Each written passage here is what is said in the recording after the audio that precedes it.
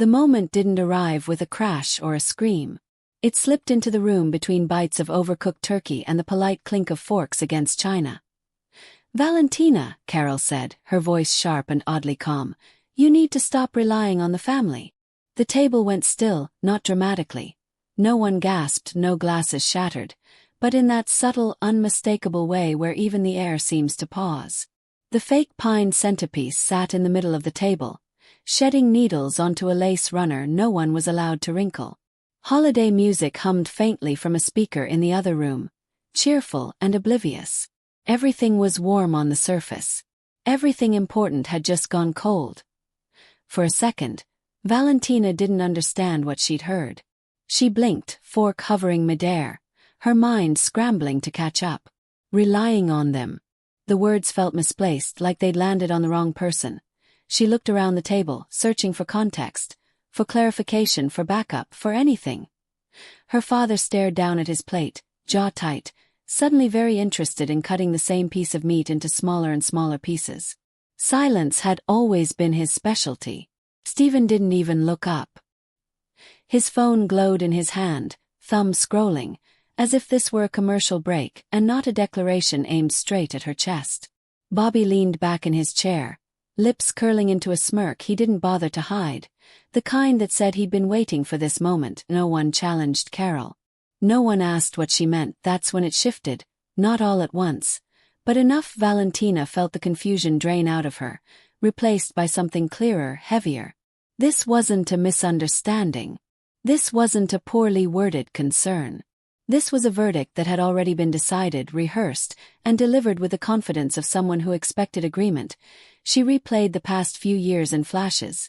The bills quietly covered, the emergencies handled without discussion, the "don't worry about it" moments she'd offered so often they'd become invisible. She thought of the reservations she'd made, the gifts she'd bought, the gaps she'd filled before anyone else noticed they were there. Relying, the word echoed, absurd and sharp. The room carried on in small, cowardly ways. Someone reached for the gravy, a chair scraped softly against the floor, but Valentina felt herself step out of it. Not physically, internally. As if a door had closed behind her, sealing off the version of herself who still believed effort would be recognized, or at least remembered. She swallowed, set her fork down carefully, and met Carol's eyes. There was no apology waiting there. No doubt. Just expectation. And in that quiet, frozen moment, Valentina understood something essential had broken, and something else had just begun. Because if they truly believed she relied on them, they were about to learn just how wrong they'd been, and what that mistake would cost. Valentina was 42 years old, and by every measurable standard, her life worked. She had built a career from the ground up. No shortcuts, no safety net, no dramatic announcements about her success. She was the kind of woman people trusted with responsibility because she handled it quietly and completely. Deadlines were met. Problems were solved. Money was managed. Crises were absorbed and neutralized before they could spread. And the family, that competence had translated into something else entirely. She wasn't the favorite. She was the fix. Too independent. Too capable. Too successful in a way that made her useful but never quite celebrated. Carol liked to call her strong, but it was a conditional compliment, the kind that came with expectations attached. Carol was the emotional thermostat of the family, the one who decided when things were calm, when they were tense, and who was responsible for restoring balance. And somehow, that responsibility always landed on Valentina. It had started subtly years ago. When Stephen needed help with legal trouble he swore was temporary, Valentina had stepped in. Quietly. No questions, no public acknowledgement. When Bobby's son's tuition came up short, she'd filled the gap before anyone else had to feel uncomfortable. When her parents' bills piled up, medical, home repairs, unexpected expenses, Valentina handled them the same way she handled everything else. Efficiently, invisibly. Each time, she told herself it was just what families did. Each time, she believed that showing up would eventually earn her a different place at the table. Not praise, she wasn't chasing that, but belonging. The sense that she mattered beyond what she could provide. Carol used to say it with pride, usually in front of others. Strong women carry the family on their backs. Valentina had taken that sentence as a compliment. As a role.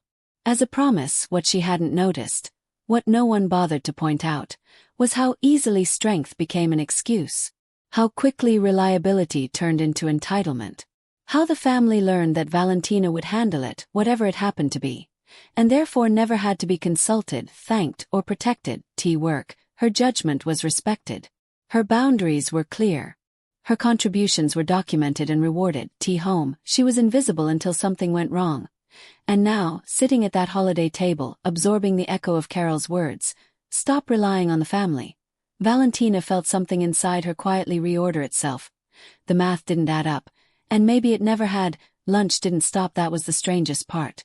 Carol reached for the serving spoon and began talking about the ham glaze like nothing had happened. Too sweet, maybe too much honey this year. She complained about the neighbor's new fence, how it leaned just enough to be an eyesore. Her voice filled the space deliberately, efficiently smoothing over the rupture she'd created, as if naming anything ordinary enough could erase what she'd said, and no one stopped her. Stephen finally looked up from his phone, chewing slowly. "You've been kind of distant lately," he said, not quite meeting Valentina's eyes. "Maybe this is for the best." "For the best for whom?" went unanswered. Bobby chuckled under his breath, swirling his drink. "Yeah," he added, the tone falsely reasonable. "If you're struggling, just say that. No one's judging." Valentina felt the words land, one after another, not loud enough to be dramatic but sharp enough to cut. The accusation was subtle and devastating. Neediness disguised as concern. Weakness projected onto her because it made the story easier. Carol nodded, encouraged. She set her napkin down with care, then delivered the final blow, polished and parental. "You rely too much on this family, Valentina. It's time for you to grow up." Grow up. The table went quiet again, but this time it wasn't shock. It was agreement. No one defended her. No one corrected the record. Her father kept his eyes on his plate. Stephen shrugged. Bobby smirked.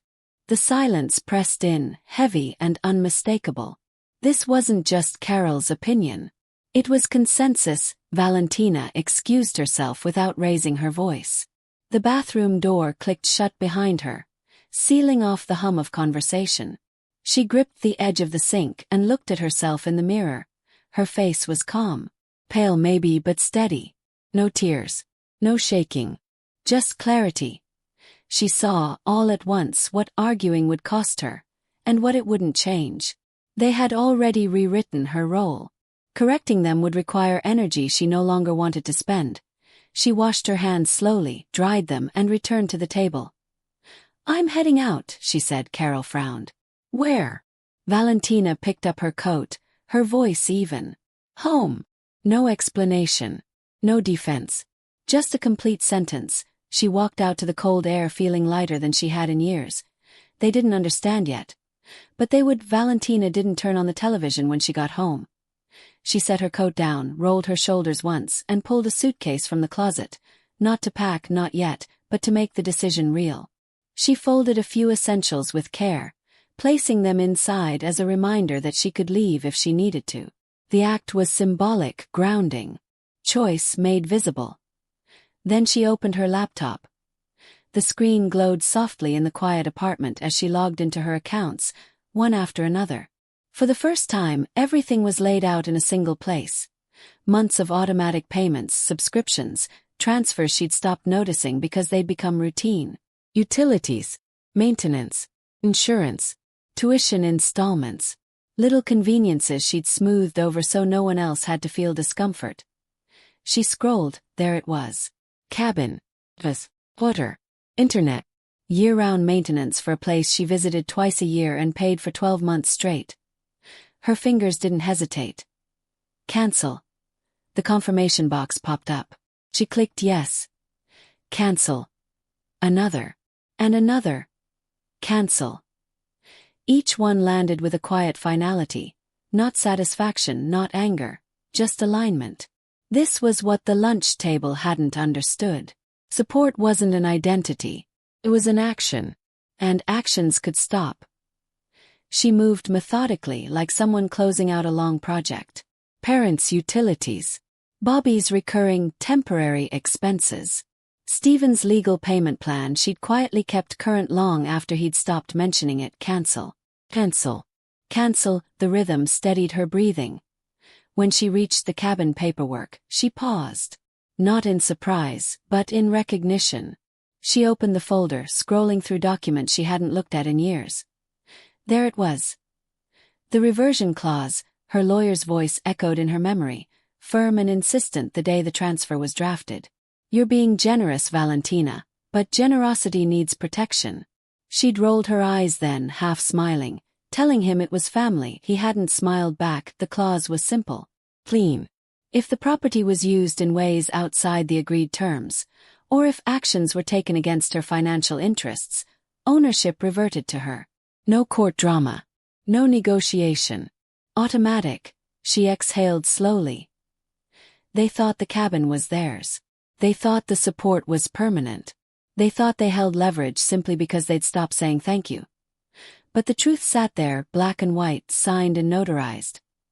She always had the power. She just never needed to use it. Valentina closed the laptop and stood, feeling something unfamiliar settle into place. Not guilt, not fear, but readiness. This wasn't revenge. Not it was preparation. Because the moment they realized what her silence truly meant, everything would shift. And she would be ready. Have you ever had to draw a line with family? Keep reading, it gets intense. For 3 days nothing happened. No texts. No apologies disguised as concern. No follow-up conversations pretending to smooth things over. Valentina let the silence stand, letting it do the work words never could. On the 4th morning, her phone rang. Bobby, she answered without bracing herself. What the hell did you do? He snapped, skipping hello entirely. The cabin pipes are frozen. There's no heat, no internet, nothing. Are you trying to prove some kind of point? Valentina leaned back in her chair, looking out the window as if he were talking about the weather. You told me to stop relying on the family, she said evenly. So I did. There was a pause, short, stunned, disbelieving. That's not what we meant, Bobby shot back. It's exactly what you said.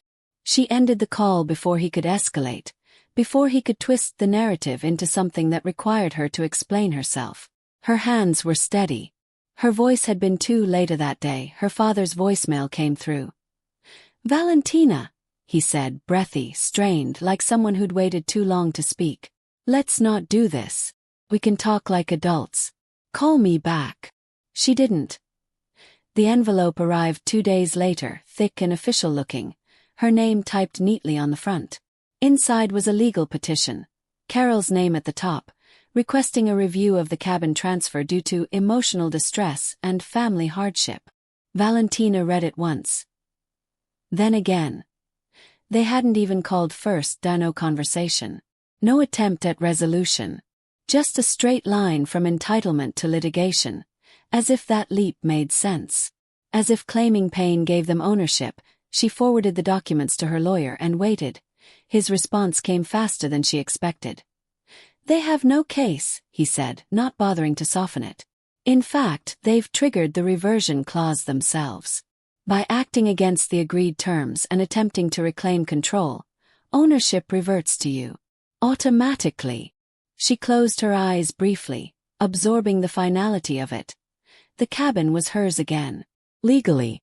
Completely. Undeniably. Not because she'd taken it, but because they'd overplayed their hand. Valentina set the phone down and sat in the quiet, feeling the last trace of uncertainty dissolve. This wasn't about property anymore. It wasn't even about money. They hadn't even called first. They went straight to trying to take something that wasn't theirs. Not by accident. Not by confusion, by choice, and that was it. The moment the line stopped being blurry. The diner smelled exactly the same it had for decades. Worn leather booths with peeling edges, the hum of fluorescent lights above, and the faint scent of fried eggs and coffee that clung stubbornly to the corners. It was familiar, comfortable, ordinary. Except today, it felt like the stage for something extraordinary. Valentina arrived first, slipping into a corner booth. She placed a leather folder on the table, edges lined with careful wear. Her fingers lingered on it for a moment before opening it to the first page. It was heavy with history, every sheet a proof of years of quiet labor and invisible care. The family arrived in stages. Carol entered last, indignation written in every line of her face. Carl avoided eye contact, eyes flicking nervously toward the floor. Stephen was pale, scanning the diner as if searching for an escape route. Bobby's jaw was tight. Anger and disbelief radiated off him in waves. Carol was first to speak. "You've made your point, Valentina," she said, the words clipped. Her voice attempting control. Valentina didn't respond immediately. She opened the folder fully, letting the weight of it fall across the table. "This is 20 years of payments," she said quietly, gesturing to the spreadsheets, receipts, bank statements, and invoices inside. Carl's eyes widened. "You paid this much?" he asked, voice trembling. Bobby's first instinct was defense. "We never asked you to." "You expected it," Valentina said evenly, looking at each of them in turn. "You expected me to handle everything because it was easier for you. Because it always had been." Stephen shifted uncomfortably, staring down at his hands. Carol's smile faltered slightly, a flicker of unease crossing her face. Valentina's voice remained calm, but each word carried the weight of truth. "And then there's the reversion clause," she continued, sliding the relevant legal pages across the table. "When you tried to reclaim the cabin, you activated it yourselves. You didn't lose the cabin because of me. You lost it because you tried to take something that wasn't yours." For the first time, Carol's mask slipped. She froze, lips pressed tightly, eyes wide. Not angry, not defiant, but afraid. The power she had always assumed belonged to her was gone, and she knew it. Valentina reached into her coat pocket and produced a single crisp $1 bill.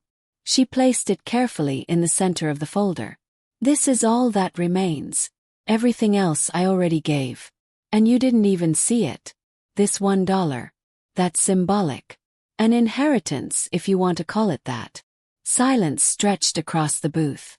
The diner's usual background hum faded into something softer, almost respectful. The family shifted, unsure how to respond. Words had failed them for decades, and now, confronted with evidence, legal certainty, and quiet authority, they were powerless. Valentina stood, straightened the folder, and brushed off her coat. The diner bell rang softly as she walked toward the door. She didn't look back. She didn't need to. Some stories need a final line. This one needed a door closing. The apartment felt different in the mornings.